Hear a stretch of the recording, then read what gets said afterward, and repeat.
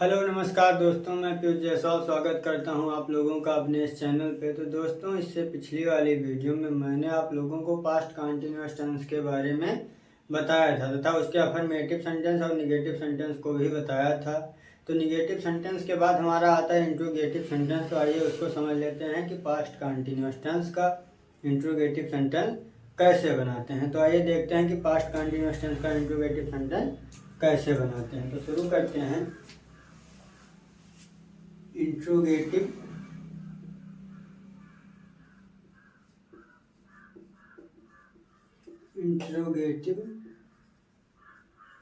Sentence, इसकी हिंदी होती है प्रश्नवाचक वाक्य। जिस वाक्य में कोई प्रश्न पूछा जाए उसे प्रश्नवाचक वाक्य कहते हैं। सबसे पहले लिखेंगे पास्ट कंटिन्यूअस टेंस का इंटरोगेटिव सेंटेंस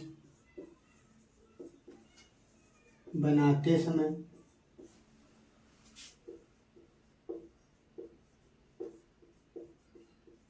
निम्न बातों का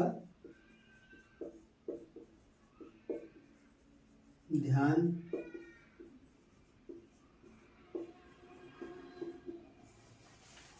पास्ट कंटिन्यूअस टेंस का इंट्रोगेटिव सेंटेंस बनाते समय निम्न बातों का ध्यान रखते हैं। तो बातें कौन कौन सी हैं तो वो भी देख लेते हैं। जैसा लिखा मैंने, बात नंबर 1, रूल नंबर 1, नियम नंबर 1। तो नियम नंबर 1 हमारा इंट्रोगेटिव सेंटेंस का है कि यदि प्रश्नवाचक शब्द वाक्य से पहले आता है, और नियम नंबर 2 है कि यदि प्रश्नवाचक शब्द वाक्य के बीच में आता है। तो नियम नंबर 1 क्या है?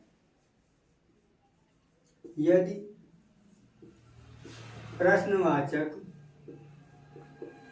शब्द क्या, यदि प्रश्नवाचक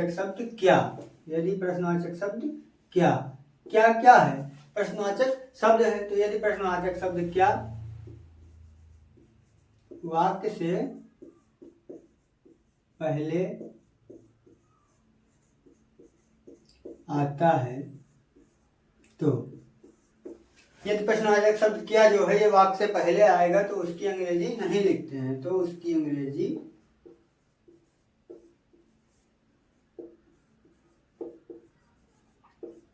नहीं लिखते हैं,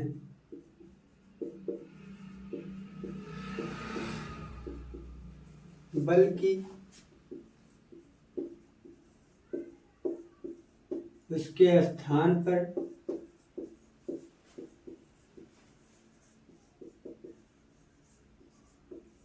helping verb. Past continuous tense का हेल्पिंग वर्ब क्या होता है? वाज और वर। वाज वर।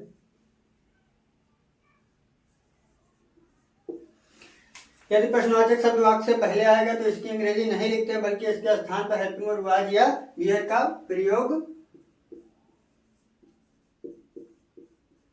करके शेष वाक्य को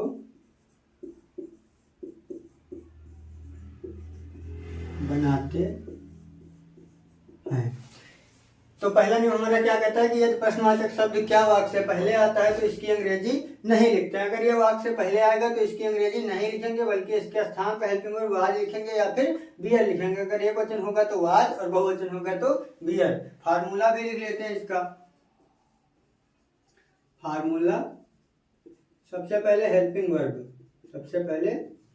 वर्ब। अगर क्वेश्चन वर्ड वाक्य से पहले आएगा तो सबसे पहले क्या लिखेंगे? Helping verb. और हेल्पिंग वर्ब हमारी होती क्या है इसकी? वाज और were plus subject. Was were के बाद सब्जेक्ट लिखेंगे, फिर वर्ब की फर्स्ट फॉर्म में आईएनजी जोड़ेंगे, उसके बाद ऑब्जेक्ट। और इंट्रोगेटिव सेंटेंस है तो लास्ट में क्वेश्चन मार्क जरूर लगाएंगे। तो क्या, सबसे पहले हेल्पिंग वर्ब, फिर सब्जेक्ट, फिर वर्ब के फर्स्ट फॉर्म में आईएनजी और फिर ऑब्जेक्ट, अंत में क्वेश्चन मार्क। तो आइए एग्जांपल के साथ समझ लेते हैं कि इसका पहला नियम कैसे बनाएंगे। तो लिखा मैंने, जैसे क्या वह जा रहा था, अंत में क्वेश्चन मार्क। अंत में आया रहा था, क्या आया? रहा था। तो जिन वाक्यों के अंत में रहा था, रही थी, रहे थे आदि शब्द आते हैं वो कौन से टेंस होते हैं? Past continuous tense. और वाक्य से पहले क्या आया है? क्या है? क्वेश्चन वर्ड है, प्रश्नवाचक शब्द है, तो यह क्या है? इंट्रोगेटिव सेंटेंस हो गया।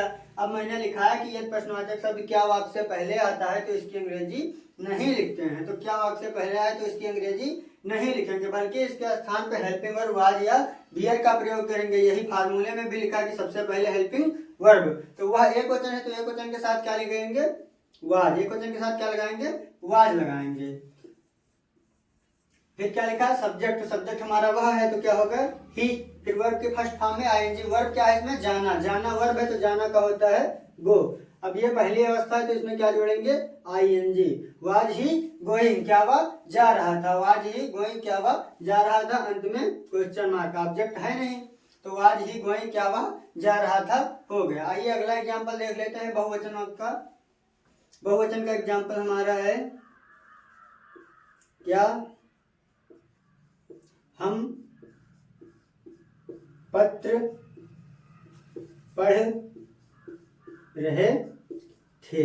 क्या हम पत्र पढ़ रहे थे? क्या वाक्य से पहले आया? अंत में रहे थे आया है, तो जिस वाक्य के अंत में रहे थे, रहा थी, रही थी, रहा था आदि शब्द आते हैं तो क्या होते हैं? पास्ट कंटिन्यूअस टेंस होते हैं। वाक्य से पहले क्या आया है? ये क्वेश्चन वर्ड है तो ये क्या है? Interrogative sentence. और वाक्य से पहले अगर क्या आता है तो इसकी अंग्रेजी नहीं लिखते। एक वचन होता तो वाज लिख देंगे और बहुवचन होगा तो बियर लिख देंगे। तो हम बहुवचन है तो क्या लिखेंगे इसके स्थान पर? बियर। और हम का क्या होता है? बी। Were we. पढ़ना का रीड। और क्रिया की पहली अवस्था में आईएनजी लगा दिए तो क्या हो गया? Were we reading. क्या हम पढ़ रहे थे? क्या पढ़ रहे थे? पत्र पढ़ रहे थे तो द लेटर।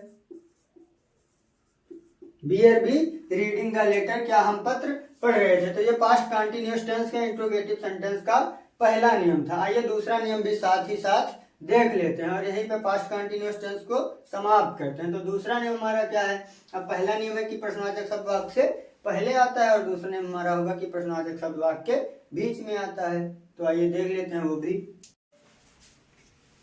नियम नंबर 2, रूल नंबर 2। तो रूल नंबर 2 क्या रहेगा कि यदि प्रश्नवाचक शब्द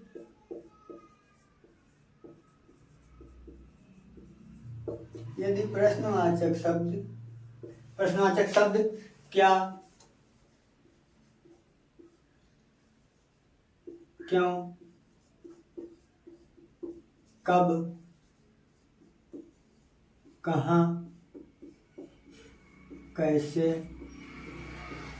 आदि, ये सब क्या है? प्रश्नवाचक शब्द हैं। क्या, क्यों, कब, कहाँ, कैसे, ये सब क्या है? ये प्रश्नवाचक शब्द है। तो यदि प्रश्नवाचक शब्द क्या, क्यों, कब, कहाँ, कैसे आदि वाक्य के बीच में आते हैं, वाक्य के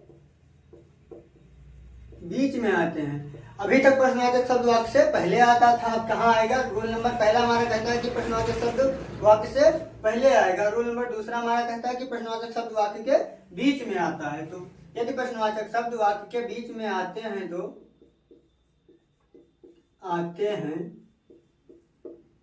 तो सबसे पहले उसकी अंग्रेजी लिखते हैं। यदि प्रश्नवाचक शब्द वाक्य के बीच में आएंगे तो सबसे पहले इसकी अंग्रेजी लिखेंगे। उसकी मतलब प्रश्नवाचक शब्द की सबसे पहले उसकी अंग्रेजी लिखते हैं, फिर हेल्पिंग वर्ब वाज बियर का प्रयोग करके वाक्य को बनाते हैं। फिर हेल्पिंग वर्ब वाज बियर का प्रयोग करके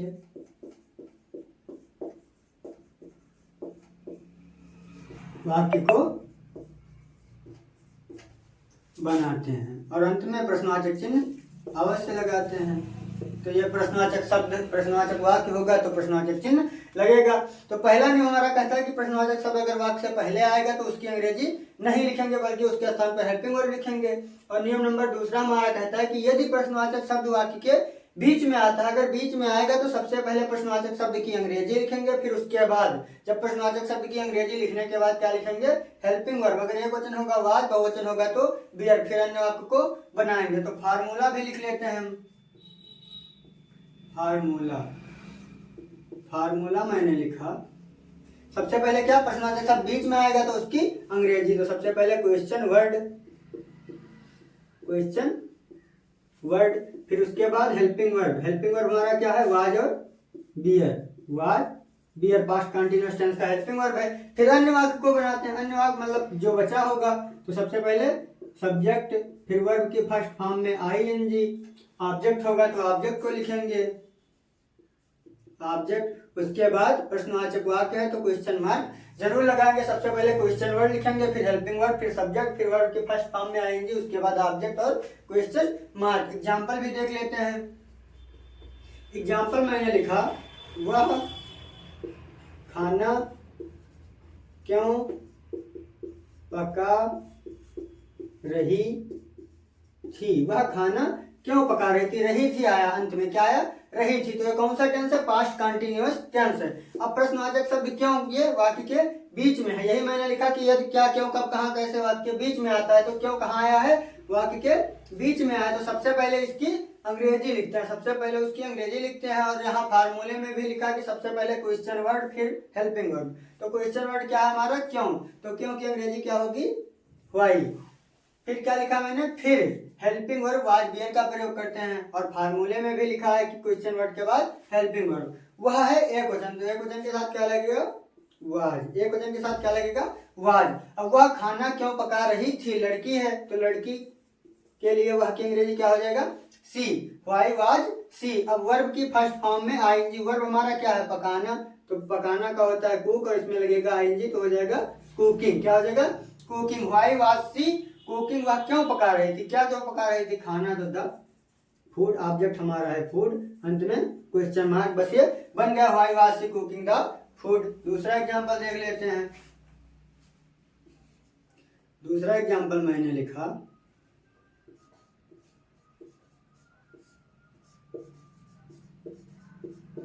तुम किताब कब पढ़ा रहे थे, अंत में रहे थे आया और बीच में प्रश्नवाचक शब्द कब आया। तो सबसे पहले प्रश्नवाचक शब्द की अंग्रेजी लिखेंगे, तो कब की अंग्रेजी क्या होती है, व्हेन। कब की अंग्रेजी क्या होती है, व्हेन। क्वेश्चन वर्ड के बाद हेल्पिंग वर्ब, तुम बहुवचन है तो बहुवचन के साथ क्या लगेगा, बियर, तो व्हेन बियर। तुम की अंग्रेजी you, when were you. Subject के बाद वर्ब की फर्स्ट फॉर्म में आएंगी, वर्ब हमारा क्या है, पढ़ाना, पढ़ाना का होता है टीच, क्या होता है, टीच, और उसमें आईएनजी लग जाएगा, हो जाएगा teaching. When were you teaching, तुम कब पढ़ा रहे थे, क्या पढ़ा रहे थे, किताब, तो द बुक,